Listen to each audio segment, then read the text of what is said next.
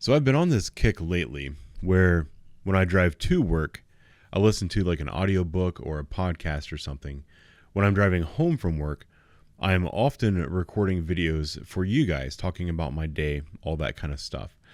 My mornings, well, for one, I can't record videos when I'm in uniform. But two, I just like to ease into my day a little bit. Not have to think too much, kind of let someone else do the thinking for me. I like to hear someone else's voice, just kind of ease my way into the day. As you can see, my drive lately has been pretty nice. I drive east towards the sun when I'm leaving the house, which offers some fairly pretty scenery as I'm driving into work. And I don't know, it's just relaxing to listen to a podcast or something when I'm driving in. Well, when I was driving to work the other day, I was listening to the Poorly Made Police Memes podcast. It was season 2, episode 40. And the title is, "It Starts With You, Dumbass." And while this podcast was going, he played a little audio clip that was sent to him by a previous podcast guest. This guy is a police officer in Canada.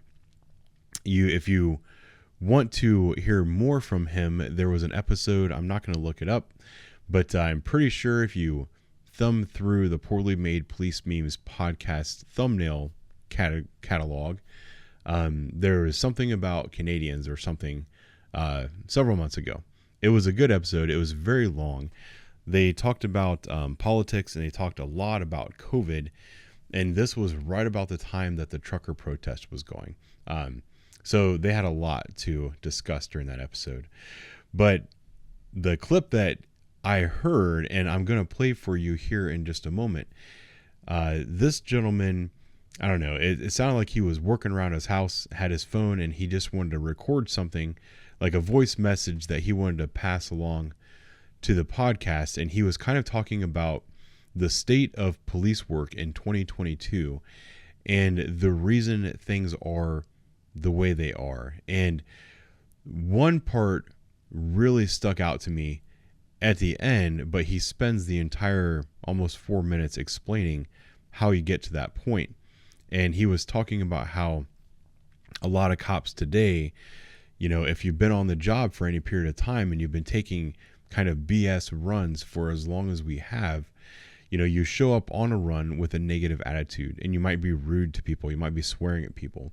And it kind of, it struck a nerve with me, because I have been in internal affairs more times in the last year than I had in the last 10 years combined.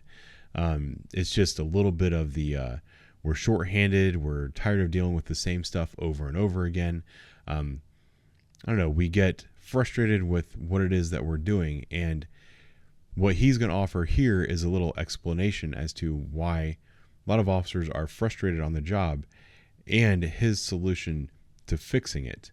I don't know. I enjoyed it. I hope that you all enjoy it. I hope you enjoy a little bit of my morning drive to work. I don't know. I'll let him take it from here. I will talk to you guys later. Two separate thoughts on this. First off is, and this started back before you and I were both on the job, but when community policing first became a thing, we started hiring cops to do, or expecting cops to do, more ancillary jobs. We want people to play basketball with inner city kids. We want people to be social workers. We want people to be more sensitive to mental health. We want people to do more community services. All these non-core policing duties are being expected of us, and it's gotten infinitely worse since you and I started, and I know it's gotten infinitely worse while I've been on the job. More and more shit, and to the point where the majority of our calls some days are non-police calls. And so I think as a function of that, you end up hiring people who are good at those jobs and not necessarily good at core policing, arresting bad guys, bumping guys up, comfortable using force, comfortable fighting. I think it's more likely that if you're good at all of those other jobs, because we're hiring people who need to do all of those other jobs, who then are not able to fulfill basic policing duties. And so if it's anything like I've seen, a lot of these people are not cut out for dealing with bad guys or arresting people or using force.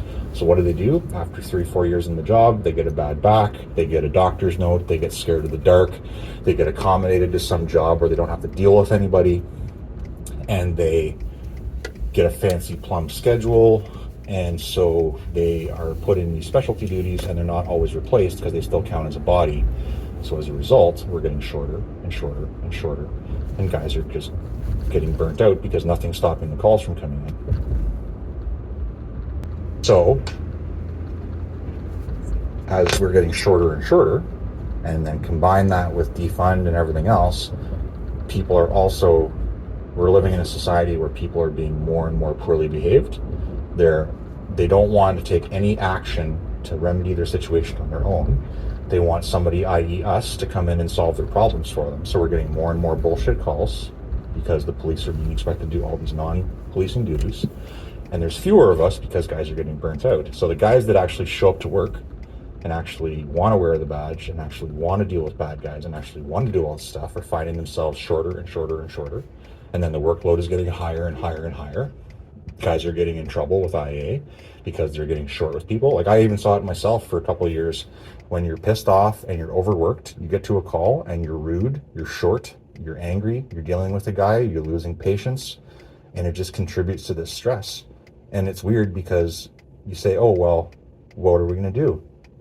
Some places have, brought in mental health days. Some people have brought in like counseling, and all of that is good, but we're not stopping the bleed. And stopping the bleed is getting cops to be cops, getting more cops to be cops, so guys aren't overworked and burnt out and don't feel like they're in this pit of despair all the time. But the other thing is, as a society, and I know you've talked about this forever, is that we need to take a real good look at what policing should look like and what the public expects of the police, and actually empower people and agencies and communities to deal with some of this non-police shit that they normally call for us. And all of that hopefully would lighten some of the workload.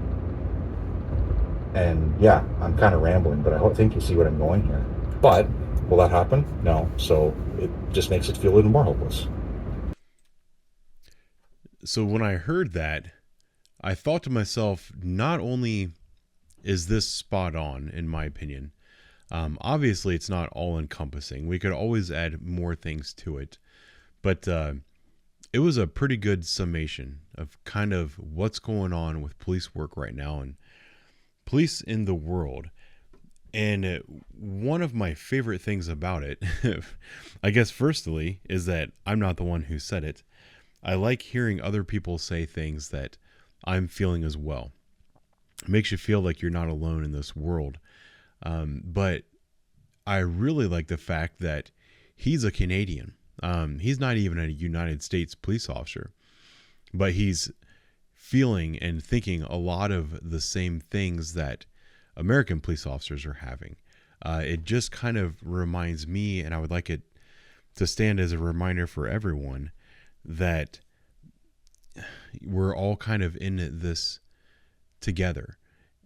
And it does kind of stand out to me that as many police officers are feeling these things and thinking these things, it's a real shame that the people in charge in most of these locations, they're willing to listen to anybody except for the police officers. If you want to know what's wrong with our system and what's wrong with policing in our countries, maybe you should talk to the police officers and take what they're saying under advisement. And that might be ultimately the most frustrating thing about what's going on right now. So I don't know. I hope you guys enjoyed this little clip. I hope you kind of enjoyed the format. I kind of like this, not having to be on camera. I'm enjoying this quite a bit. I can sit and talk for hours. So let me know if you'd like to do more of this. I can get some B-roll and we can see where that goes. But anyway, I think that's it for today. Thanks for watching. I'll talk to you guys later.